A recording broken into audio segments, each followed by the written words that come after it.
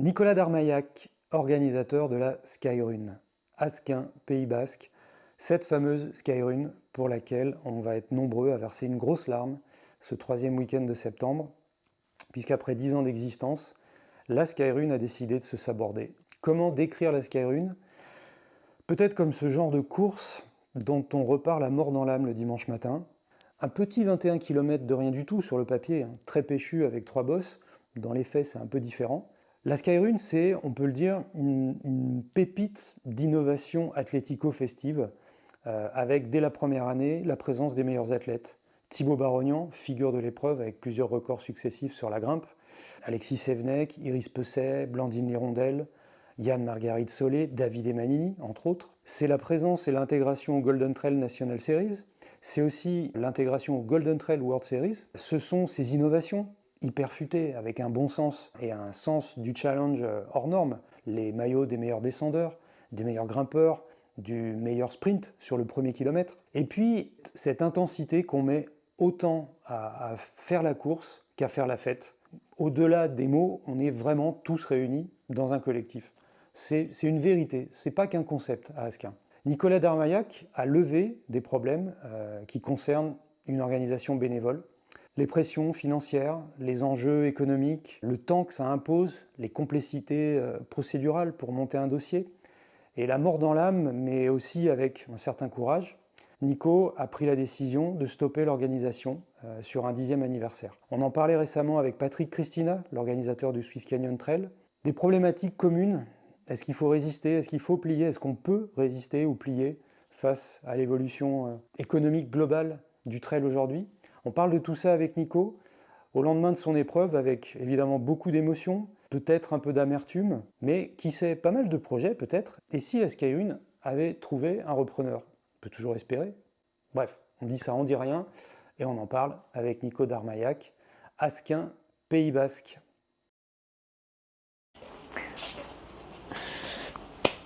Donc Nico, celui qui est donc à la tête de cette équipe de tarés qui depuis 10 ans vous a proposé un petit spectacle au Pays Basque, à la Skyrun. Bon, allez, on est tout bon. Gora Oushkadi. Nico, eh ben voilà, Yes. On est lundi 23 septembre 2024. Il est à peu près 11h et des brouettes.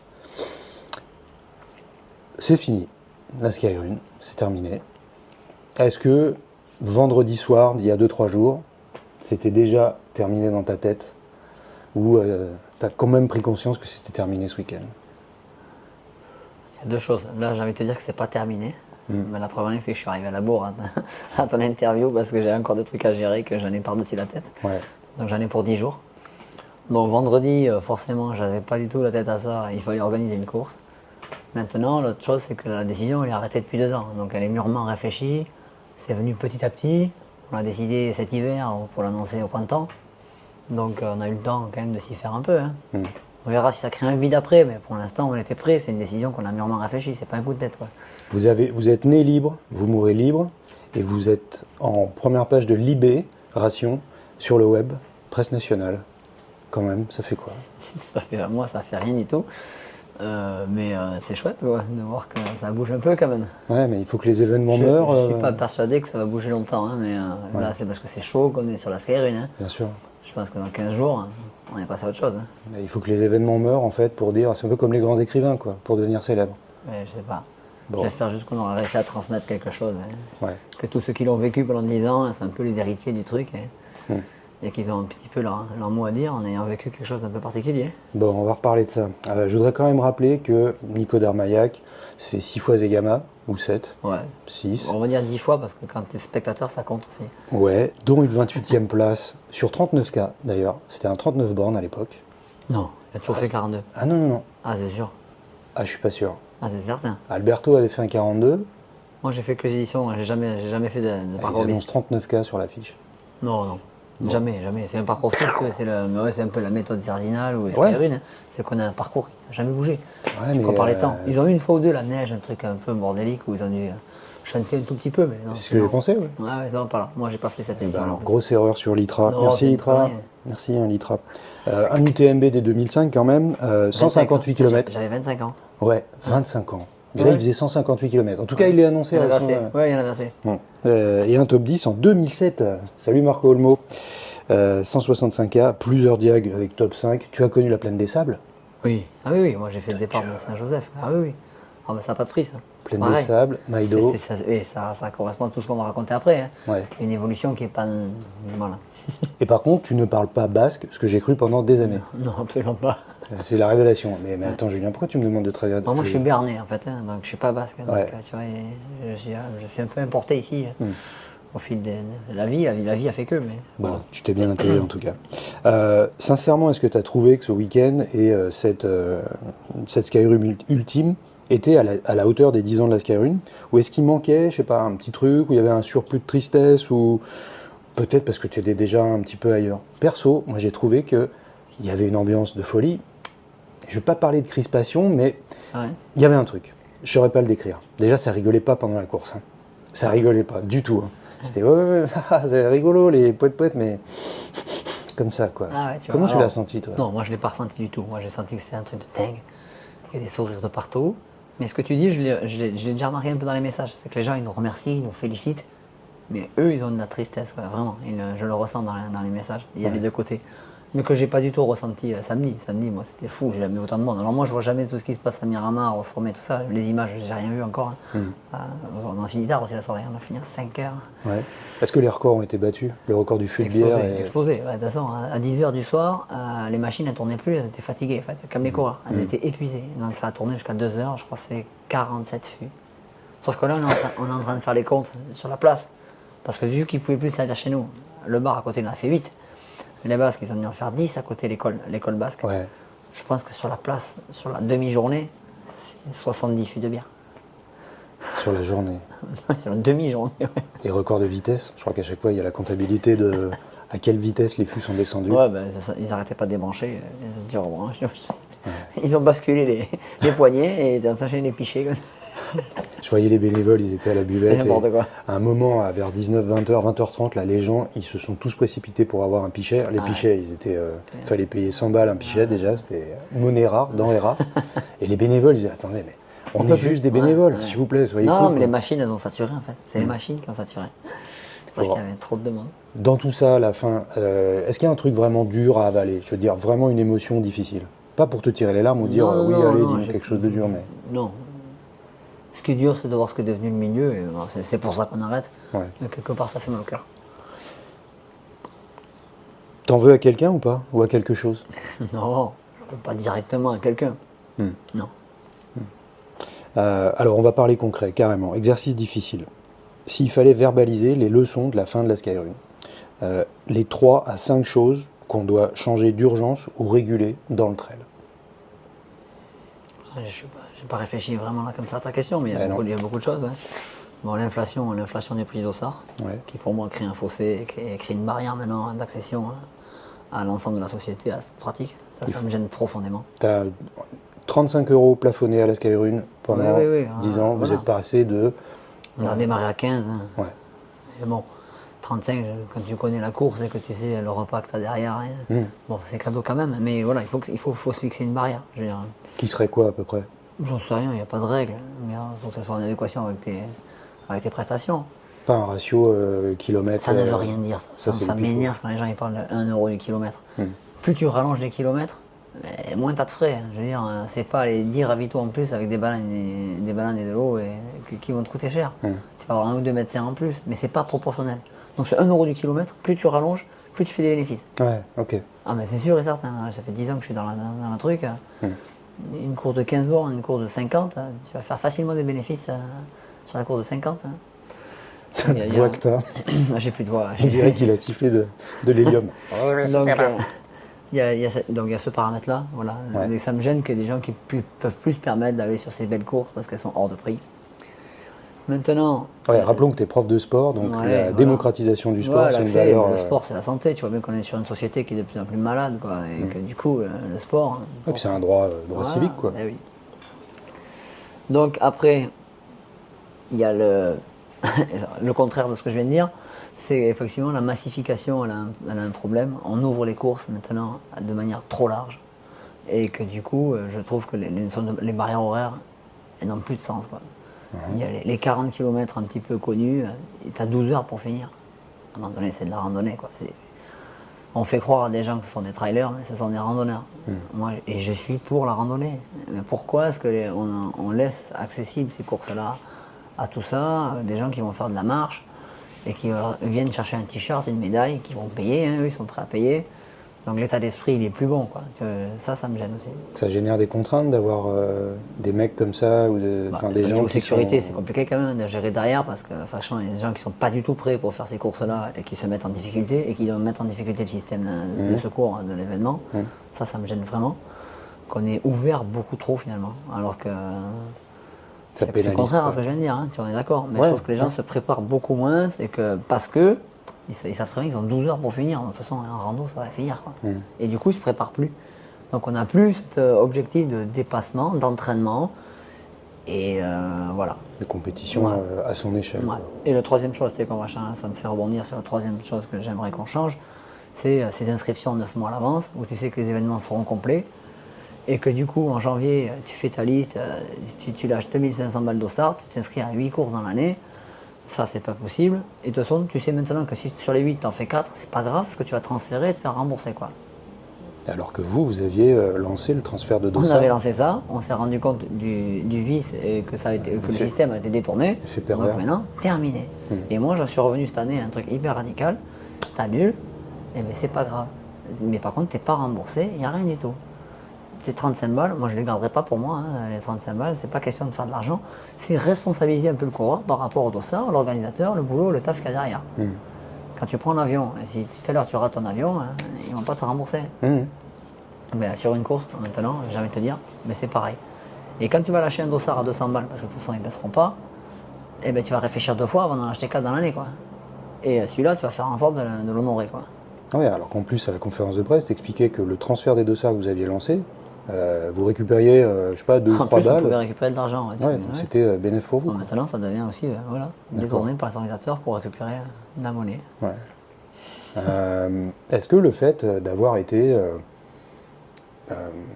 associé à des championnats de course en montagne, du côté basque, notamment espagnol, et puis le passage en Golden Trail National, et puis l'année Golden Trail World Series, quand même dingue, est-ce qu'au final, ça vous aurait pas desservi à chaque fois, et je pense au Golden Trail World Series, en mettant une pression supplémentaire, une envie supplémentaire de la part du public, attendez les gars, en fait c'était pas suffisant, quoi. Ça n'a pas eu un effet pervers.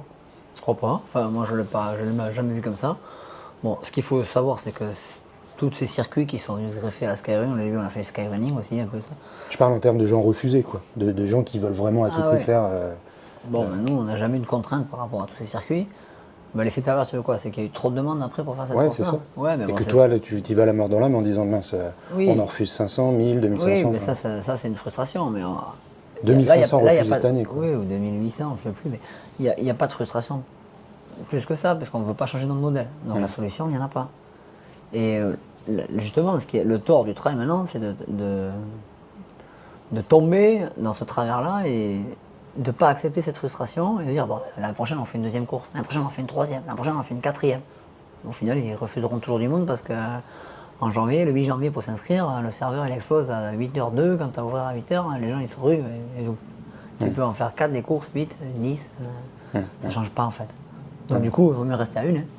Démultiplier les formats. Mais ça non, ça enlève tout le côté sportif. Tu as bien vu, la Skyrunning, le côté sportif, il a de la valeur. Bon.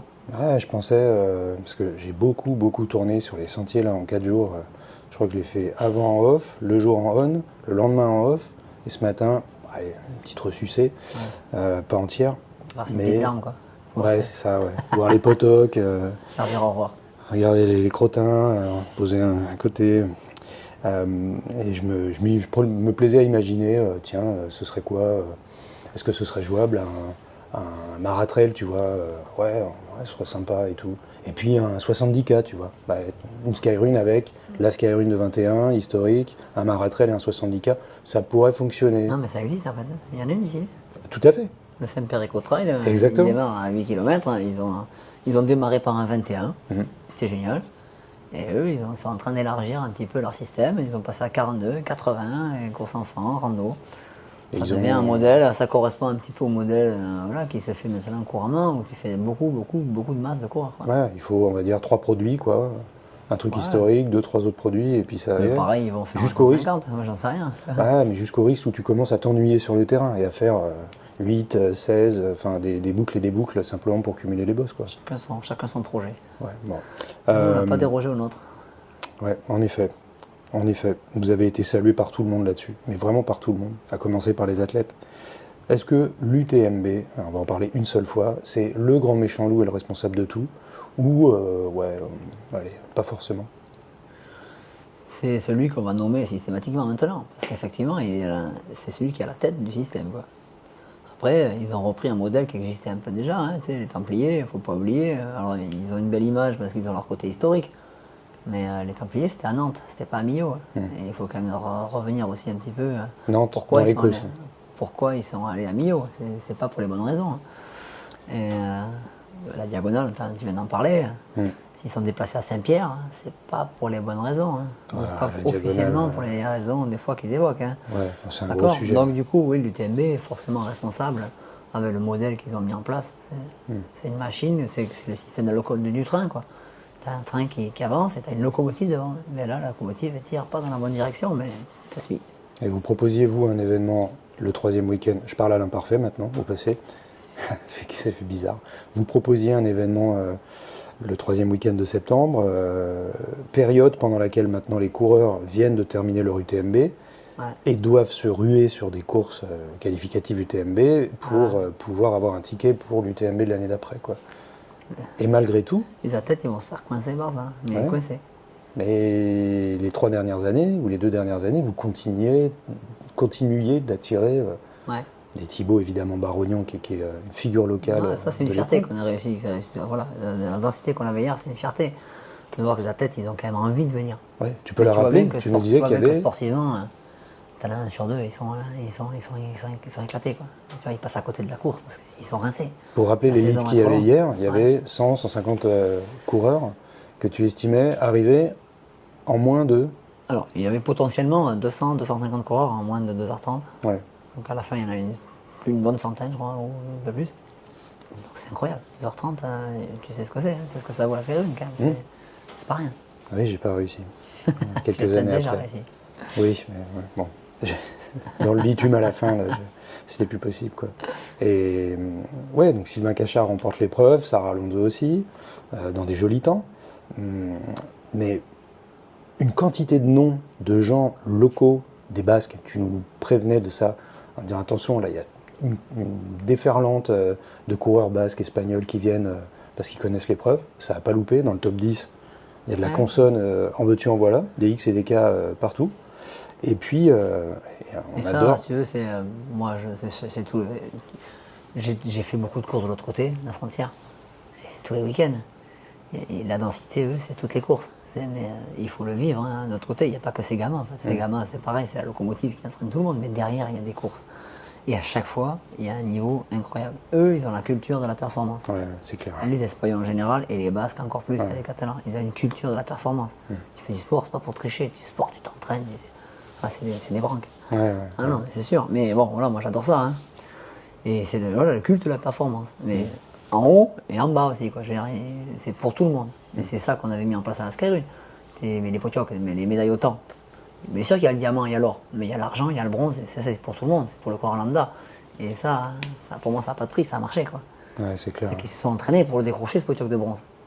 Pour nous, ça ne veut rien dire, faire 3h, 3h30. Ouais, mais pour lui, qui s'entraîne depuis 4 mois, il y en a quelques-uns encore quand même qui ont adhéré à ça. Ouais, c'est juste. Et c'était un vrai défi, quoi. Et ça n'a pas de prix. Quoi. Ouais, on voyait des anciens aussi hier. On croise un Eric Clavry dans le kilomètre vertical. Alors pour l'histoire, Eric, il est venu une fois à la Skyrun, la dernière. Ses parents, ils ont fait les 10. Ils font 500 bornes tous les ans, c'est leur pèlerinage. Tu as parlé de pèlerinage, ils faisaient un pèlerinage à la Skyrun. Des inconditionnels de la course, spectateurs. Beignat Marmissol qui sort de son tour des géants. Beignat, 10 ans, que je traîne un peu là, pour qu'il vienne, viens, jamais, Skyrunning, machin, tout. Et là, il se réveille la semaine dernière. En fait, j'ai envie de le faire, mon pote, kiné. viens, qu'est-ce que je te dis? Je sais que tu vas faire de la rando. Encore qu'il a réussi à courir pas trop mal, je sais pas comment il a fait. Il a couru. Je sais pas comment il a J'étais fait. avec lui au départ. Je sais pas comment il a fait. Ouais. Je sais pas comment il fait. Mais je m'en fous, qu'il en profite et que les gens le voient ici, il a apprécié, il a sa cote de popularité quand même. Il était à la Et fête j'étais après. content pour lui, voilà.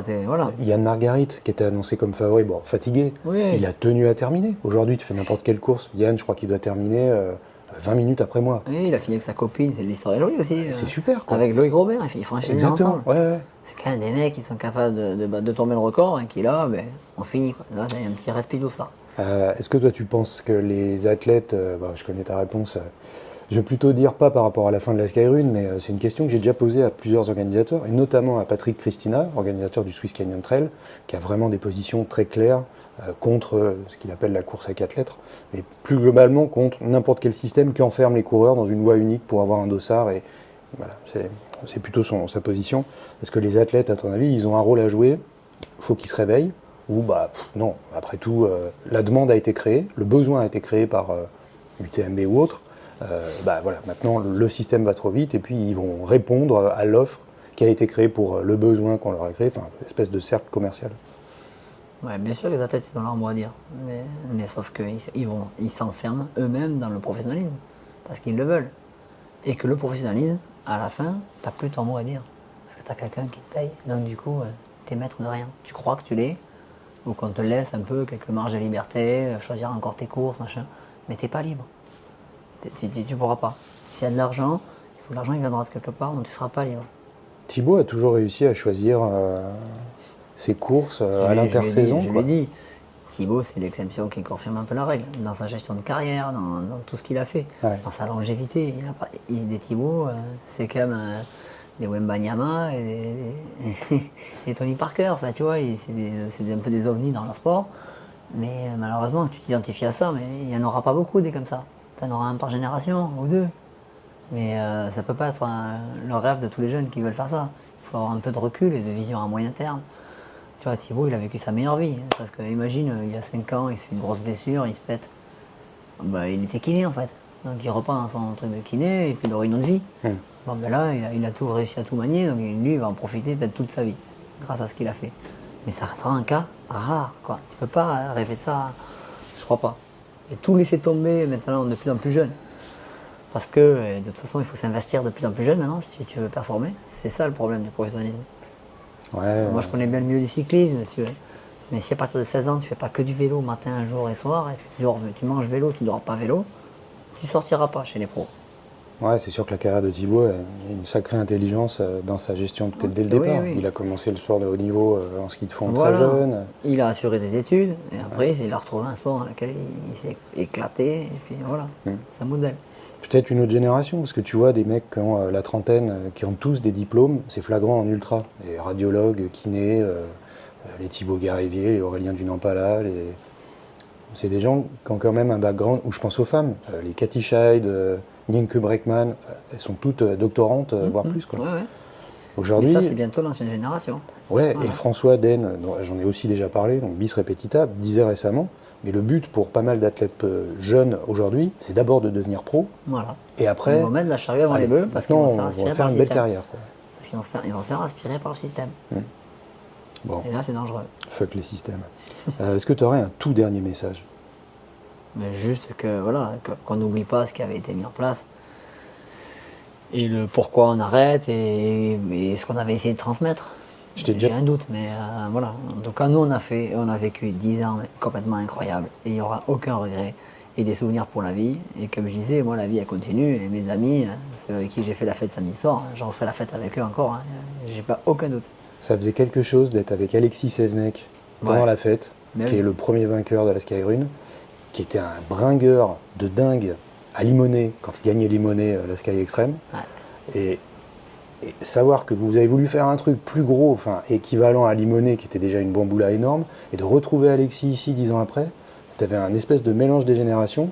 Et Alexis, alors on salue, mais très très amicalement, parce qu'on a passé un sacré moment avec lui, qui était debout à partager à la fête, mais tu sais, voilà, en observateur et à parler. Et... Tu sais avec qui j'ai passé un bon moment aussi à discuter pendant la soirée?